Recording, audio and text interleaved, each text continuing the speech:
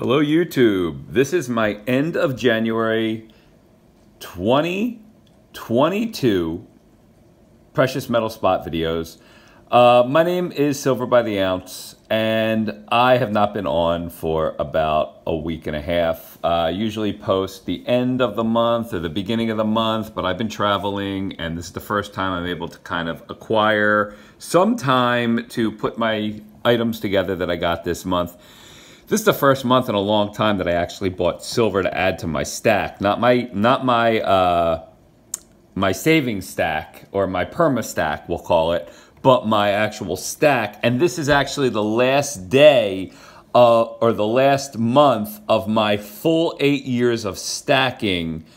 So that's an interesting tidbit. This is my month number 96 of stacking. So 8 full years. I started 8 years ago in January, so I always say that was technically my first month, or technically the middle of January into February, so I just equate January as my first month of stacking. So I end it on my first, or I should say I started in February 8 years ago, so my first year of 12 months ends officially in January, so that's where we're at. So anyway, I like to go over the spot prices for the end of January, even though we are in February. So gold closed at $17.89 and change. It's down $47 and change over the previous month, the end of 2021. And things have definitely drastically changed in the last week and a half, but I am just saying the end of January. Silver closed the end of January $22.40, down exactly $1 from a month prior, the end of the year. And the 1 ounce of gold to number of ounces of silver ratio equals 1 ounce of gold is 79.89 ounces of silver as of the end of January. That was up about 1.5 ounces of silver. As you can see. So still a very, very good buy to buy silver, even though it wasn't at the price that I was looking for, but it's starting to get down to the price that I'm looking for now. So let's start with what I actually bought this month. So I actually went to a, a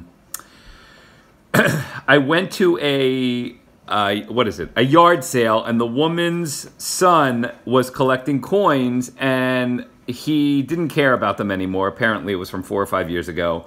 And I scooped up a couple good deals.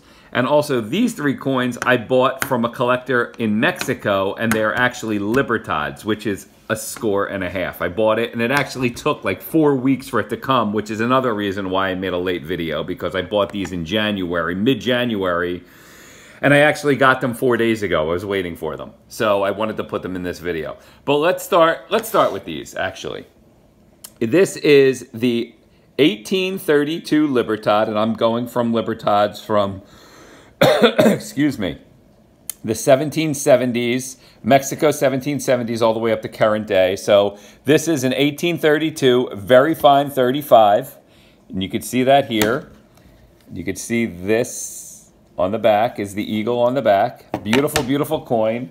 I ended up paying for this one $136. That was shipping included. Then I got an 1833 AU50 PCGS, 1833. And I always tell people this MO right there means it's Mexico City. So if you ever see that on a coin, you know it's from Mexico City. This is the back. Beautiful. So we got 1832, 1833, and look at this. 1834. Now, by the way, and this is an AU55, these dates are so hard to obtain, I can't even begin to tell you how hard these are to get graded with a real grade on them, not a details, which means there's some coin damage. So for this one, I paid $136, I told you. For this one, I paid $79.50. For this one, I paid $135.99, so basically $136.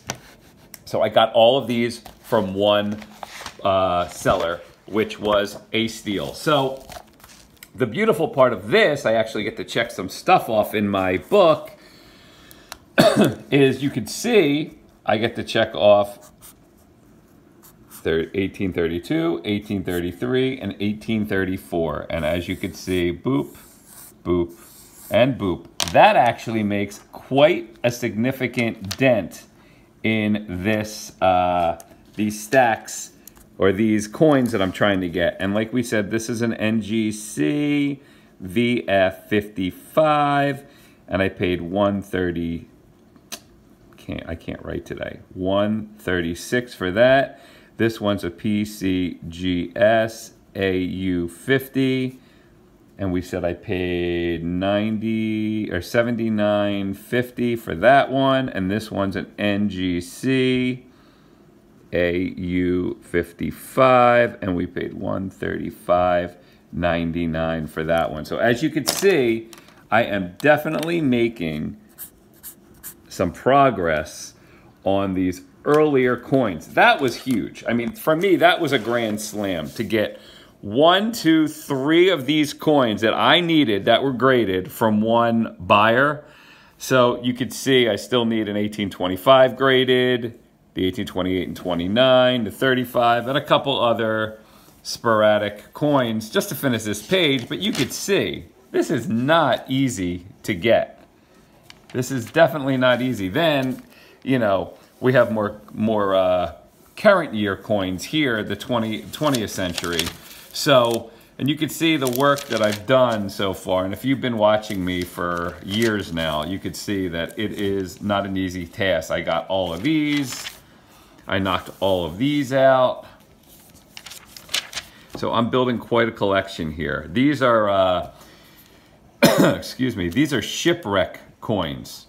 And then there's the graded version. So I still need to get the early graded versions. I do have all the shipwreck versions. With the exception of 1776. But I have 1776 in a graded version. And you can see I paid on that one $250, $658, and that's worth like $1,200 now. It's crazy. So that's something I wanted to show you guys. I'm proud of that. These are some great coins. Also, I told you that I went to a yard sale and I was able to get 3 coins from this woman. One of the coins I got was this 2007 Proof Britannia, Ultra Cameo Proof Britannia. I got this coin, I can't even, for basically $45, $44.80. I'm only saying $44.80 because we figured out I had to pay. I just basically took all the coins that I got from her, and I just assumed, because I bought a couple other things, not just coins at the yard sale. So this one would have averaged out to about $44.80, which is a freaking steal. I mean, to get it graded alone probably costs $20, $30. I never got a coin graded. I always buy graded coins now. But that's unbelievable. That's a great pickup for $44.80. So that goes into the stack that I don't count. That's my perma stack. I'm not even touching these. These go for inheritance, passing on, so forth and so on. Next, I picked up in 1991. It says 7 dots on the cactus. So, you know, there's a cactus. Where's the cactus? Oh, yeah, the cactus is back here. Feels so long since I bought a freaking older Onza Libertad. Yeah, the cactus. So there's 7 dots on the cactus there. This is an MS66. I paid, believe it or not, $50 from that lady. So I'll take it. 1991's a good year, and I paid $50 for that coin.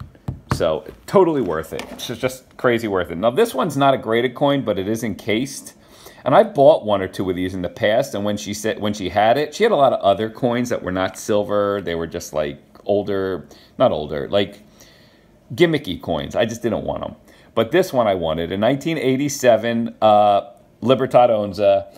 I have 20 of these already. I have more than 20. I have like 24 of these, but I'm going to throw this one in my stack. This one I got for $41. So $41, $50, and let's just call this one $45 from this woman.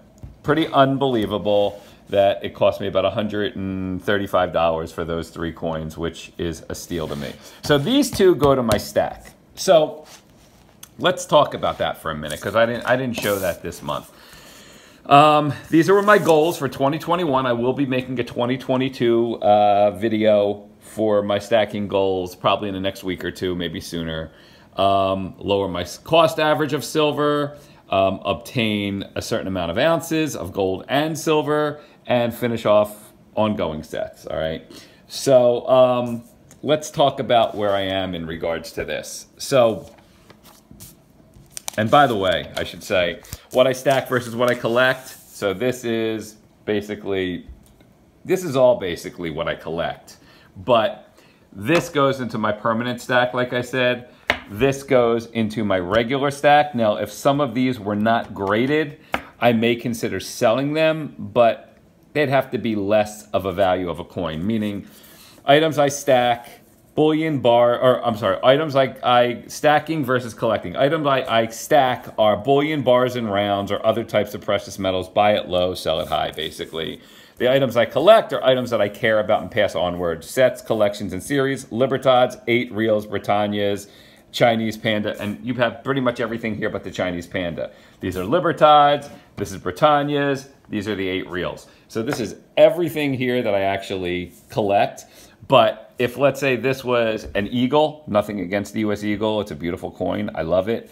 I'm not as attached to that, but if it was a graded coin, I probably would keep it because graded coins to me are coveted. But if it was a raw coin, meaning not graded, I probably would sell it if prices went really high.